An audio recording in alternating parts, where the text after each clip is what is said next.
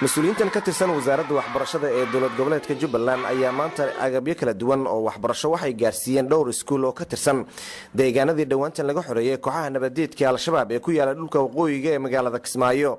deegaanada Goobweyn, Qaamqaam, Yoontoy ilaa deegaanka Buulguduud ayaa maanta la gaarsiiyay agabkaasi ka oo loogu talagalay in dadka danyarta ah gaar ahaana dad ku nool tuulooyinkaasi in ay caruurtoodu wax ku bartaan maadaama halkaasi laga hirgeliyay goobo waxbarasho oo muhiim ah oo aasaasi u ah dadka deegaanadaasi ku nool. waxaana hawshan gacan weyn ka geystay hay'adda ADRA oo markaasi ka caawinaysay wasaaradda waxbarashada ee Jubbaland agabyadan kala duwan ee goobahaasi waxbarasho la gaarsiiyay.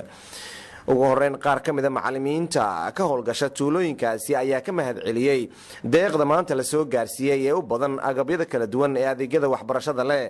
bismillaah alxamdulillaah wa bihi nastaciinu calaa umuuri dunya wa diin. marka waad ilaahay baa mahad iskale, mahad dhammaanteeda ilaahay baa iskale, alxamdulillaahi rabbil caalamiin. bacdallaahi waxaan u mahad celinaynaa anigoo ah maamulaha dugsiga hoose dhexe ee Goobweyn Axmed Yacquub Giyow. waxaan mahad ballaaran u jeedinaynaa baaqii madaxweynaha ee laga soo jawaabay maanta ay tahay bilow booqashadii madaxweynaha uu ku yimid tuulada Goobweyn markii ay dhacday arrintii fatahaadda ee uu soo booqday dugsiga hoose dhexe Goobweyn ee uu u galay kalaas fasal walba uu fiiriyay uu kuurgalay kadib markuu arkay ardada dhulka fadhida ee uu ka damqaday ardada Soomaaliyeed ee daayarta ah ee wax baranaysa dhulka fadhida ee uu u ballan qaaday in uu keeni doono kuraas. yani waxaanu u arag hiiliye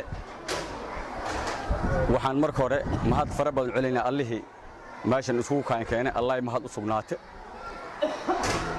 alle ka bacdi mahadiisa waxaan u mahad celinaynaa madaxweynaha maamul goboleedka Jubbaland Axmed Maxamed Islaam oo ballanqaadkii uu ballanqaaday oo toddobaadyo gudahood ka soo jawaabay. mahadii haga gaartaan leenahay madaxweynaha uu mahadsan yahay. agaasimaha waaxda tacliinta sare ee wasaaradda waxbarashada ee dowlad goboleedka Jubbaland Axmed Faarax Cali Aweys oo goobta ka hadlay ayaa waxa uu sheegay in tani ay jawaab u tahay fariin markaasi ka timid madaxweynaha Jubbaland taa oo ku aadan booqasho dhawaantan uu ku tagay deegaanadaasi.